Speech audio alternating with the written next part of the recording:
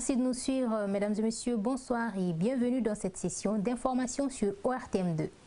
Les directeurs généraux des douanes de la Confédération des États du Sahel AES se sont réunis à Bamako les 15 et 16 mai 2025 pour valider les textes proposés par les experts douaniers. Cette rencontre de haut niveau marque une étape décisive vers l'harmonisation des pratiques douanières et le renforcement de la coopération régionale. Les recommandations adoptées à l'issue de ces travaux seront soumises aux plus hautes autorités de l'AES en vue de consolider l'intégration économique et la sécurité aux frontières. Reportage Amadoun Diallo et Moussa Kamara. Durant 2 jours, les directeurs généraux des douanes de la Confédération des États du Sahel ont procédé à l'amendement et à la validation des projets de texte élaborés par les experts douaniers lors de les rencontres tenues à Bamako du 13 au 16 mai 2025. Après lecture du communiqué final et en marge de la cérémonie de clôture, les directeurs généraux ont procédé à la signature des documents contenant des recommandations issues des travaux à huis clos. Mais c'est vrai que cela va être apprécié à d'autres niveaux. Mais entre nous déjà, nous sommes satisfaits de tout ce que nous avons fait. Parce qu'en réalité, on a travaillé sur l'état d'exécution de nos propres recommandations. On est très heureux aujourd'hui que 7 recommandations ont été totalement exécutées. 5 recommandations, il reste juste quelques petits ajustements et 2 recommandations sont en cours. Et tout cela s'est traduit par des projets de textes d'harmonisation. Il faut saluer l'excellent travail qui a été abattu par nos experts. Parce que si vous constatez que ça a été relativement facile pour les DG, c'est parce que derrière des experts chevronnés, on fait le travail.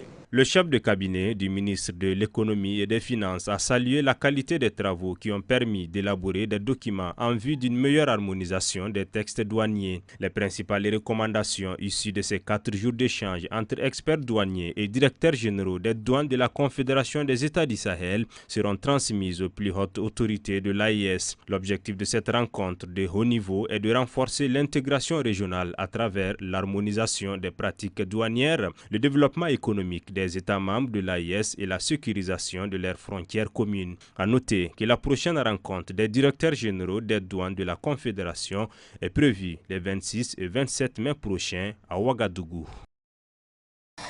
La salle de banquet du CICB a accueilli la projection du film documentaire Tombouctou, Voyage en temps de paix. Ce film, aboutissement de plusieurs années de travail, invite le spectateur à un voyage empreint de nostalgie aux côtés d'artistes maliens et internationaux dans la mythique cité des 333 saints, Tombouctou telle qu'elle était avant les conflits. Un témoignage émouvant d'une époque révolue que nous détaille Aïssata Traoré. Les films documentaires Tombouctou, Voyage en temps de paix commencent par l'arrivée du bateau Kankou Moussa sur les terres du Nord, plus précisément Tombouctou. Commence ainsi un voyage à la rencontre des musiciens, savants et de la culture de la ville mystérieuse Tombouctou. On sentait déjà que la situation était tendue. Moi, je me suis dit qu'il y avait quelque chose à faire au nord à travers ce type de démarche et de prise de parole par des hommes et des femmes de culture d'ici et d'ailleurs. Donc, une meilleure connaissance du potentiel de la culture, de l'artisanat et à bord de ce bateau et rassembler toute l'Afrique. Il y avait des gens d'un peu partout. Dans la sous-région, le Maroc, la Tunisie. Et moi, c'est ça qui m'intéresse parce que, en tant que panafricaniste et altermondialiste, le souci aujourd'hui, on est vraiment à l'heure du basculement du monde. Il y a énormément de choses qui se passent. Et c'est important de savoir d'où nous venons, qui sommes-nous et ensemble, qu'est-ce que nous pouvons faire. Au-delà de la beauté du cadre, ce voyage a permis de réunir politiques, peintres, musiciens et hommes de culture de plusieurs pays d'Afrique autour d'un idéal commun, la paix et la culture.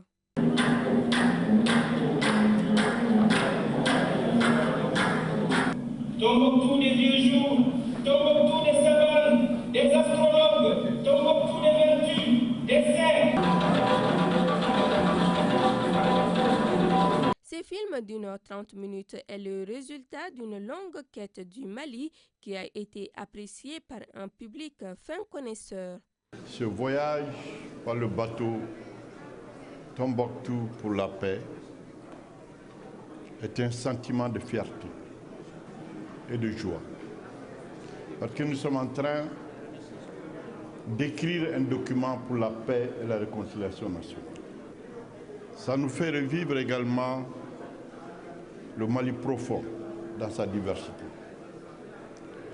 Et ça, c'est un message de paix, un message de réconciliation nationale à travers la culture. Ce qui m'a marqué, c'est la capacité du ministre d'alors et du ministre Aminata Dramane à fédérer tout ce beau monde. Un monde de très haut niveau, venant de tous les horizons, et qui ont participé activement et volontairement à ce rendez-vous sur Tombouctou, et qui a montré Tombouctou dans tous ses aspects, le Mali dans toutes ses dimensions. Je pense que le Mali a besoin de ce genre, de ce type de manifestation, de promotion pour booster son tourisme. La réalisatrice Aminata Dramane Traoré compte rendre ce documentaire historique plus accessible, et cela dans le but de démontrer la place de la culture dans la quête de la paix. La finale de la 3e édition du concours d'éloquence s'est tenue samedi dernier à l'ISPRIC, organisé par la délégation de l'Union européenne au Mali en partenariat avec la Tribune Jeune pour le droit au Mali, TRIJEUD. L'événement, lancé avec la participation de 16 établissements scolaires, a culminé avec un débat passionnant opposant l'école de journalisme du Mali et la faculté de pharmacie sous le thème « Faut-il avoir des élections pour se sentir en démocratie ?» Un exercice de rhétorique intense et engagée que nous raconte Kunandi Bamani. Ce concours de l'éloquence s'inscrit dans le cadre de la Journée de l'Europe célébrée le 9 mai de chaque année et a pour objectif de promouvoir la culture de l'excellence et de la citoyenneté jeune. Les deux précédentes éditions, nous avons eu des candidats de qualité. Cette édition aussi vient en témoigner plus. Et je crois qu'avec ces jeunes-là, nous pouvons construire le Mali que nous voulons. L'objectif, c'est de renforcer les jeunes, c'est de pouvoir les permettre d'avoir un esprit critique et de prendre des décisions concernant la vie de la nation. Une initiative salutaire. Les étudiants soutiennent leurs camarades et se disent fiers de la qualité des débats. La qualité du débat était waouh. J'apprécie beaucoup l'initiative de l'Union européenne car ça permet à nous les étudiants de nous performer davantage et d'avoir la voix libre et de nous exprimer.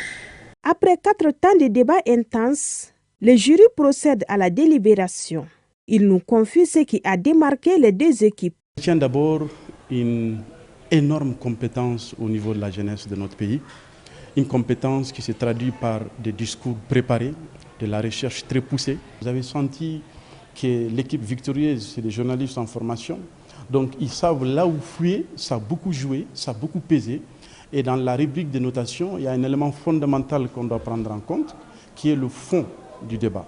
Dans ce fond, vous avez la maîtrise du sujet, vous avez la scientificité et enfin la réfutation. Ils ont su jouer sur ce coup. Maintenant qu'ils ont trouvé, il faut le délivrer. Donc dans la délivrance du message, ils ont été à la hauteur plus que l'équipe de la faculté de pharmacie. Toute émue, la binôme de l'équipe des vainqueurs nous fait part de son état d'âme. On a voulu faire ce débat, emporter le concours et on l'a fait. Alhamdoulilah pour tous.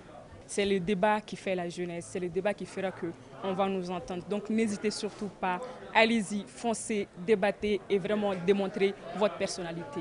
La cérémonie a pris fin par la remise des attestations et cadeaux aux participants. Et dans le cadre de la Journée internationale de lutte contre l'hypertension artérielle, la coordination des médecins en spécialisation en cardiologie de la médecine d'odontostomatologie du Point G a organisé hier 16 mai une journée de consultation gratuite au sein de l'ORTM. Cette initiative visait à dépister l'hypertension artérielle et les maladies cardiovasculaires chez les agents de la structure. Une démarche de prévention saluée par les bénéficiaires. Un reportage signé Kunandi Bamani. Initié pour faciliter l'accès de la population à la santé, plus précisément les agents de l'ORTM, cette journée de consultation gratuite en cardiologie est à sa première édition. Elle permettra aux agents de connaître leur situation sanitaire et de mieux communiquer sur l'hypertension artérielle. La tension, puisqu'il s'agit d'une maladie silencieuse, donc le dépistage est très important dans ce cadre-là. Comme on le dit, mieux vaut prévenir que guérir. Le choix s'est porté sur l'ORTM pour plusieurs raisons. D'abord, c'est de pouvoir passer le message à l'ensemble de la population et enfin de dépister même les agents qui travaillent à l'ORTM ici. Venus nombreux pour la consultation gratuite, le personnel bénéficiaire a encouragé l'initiative des membres de la coordination. Chaque fois qu'on organise ce genre de journée, j'ai tout le temps souhaité venir parce que ça me permet de connaître mon statut et puis s'il y a un problème et puis résoudre ce problème. J'ai eu peur au début parce qu'avec les antécédents que j'ai, donc j'ai pensé que ça jouait sur mon cœur. Mais alhamdoulilah, Dieu merci. C'est une très bonne initiative. Venir nous trouver dans notre lieu de travail et puis faire le dépistage en l'attention du personnel, c'est une très bonne chose. Ça va me faire dépister et j'encourage les uns et les autres à venir se faire dépister aussi. Cette action des médecins en spécialisation en cardiologie s'inscrit dans le cadre de la Journée internationale de l'hypertension artérielle, célébrée le 17 mai de chaque année. Elle se poursuivra dans plusieurs localités de Bamako.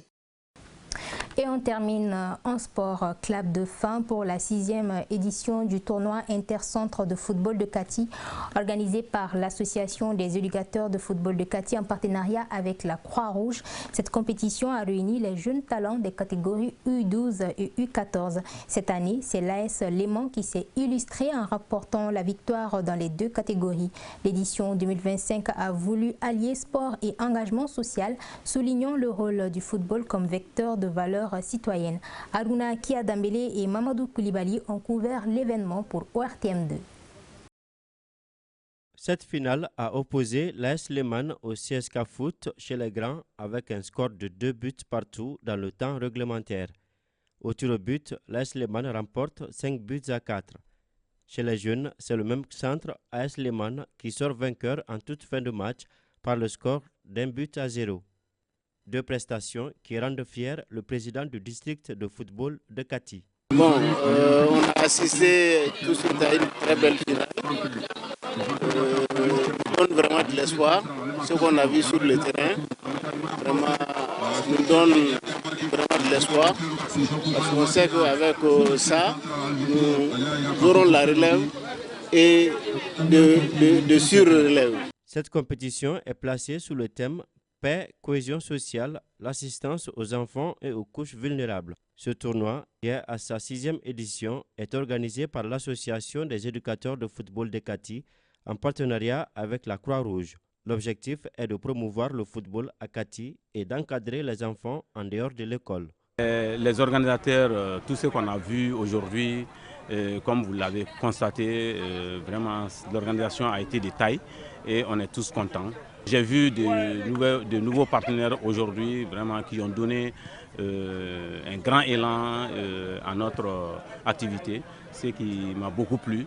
On a vu que les enfants sont trop excentrés dans les rues, raison pour laquelle on a organisé ce tournoi-là pour récupérer les enfants, à ramener sur la bonne base et pour le développement du football katois, sinon du Mali, pour que les enfants puissent réussir vraiment dans les jours à venir. Les deux vainqueurs ont reçu chacun 100 000 francs CFA et les deuxièmes ont empoché la somme de 75 000 francs CFA. Et c'est là-dessus que s'achève donc cette session d'information que j'ai eu l'immense plaisir de vous présenter. Merci de l'avoir suivi et bonne suite de programmes sur ORTM2.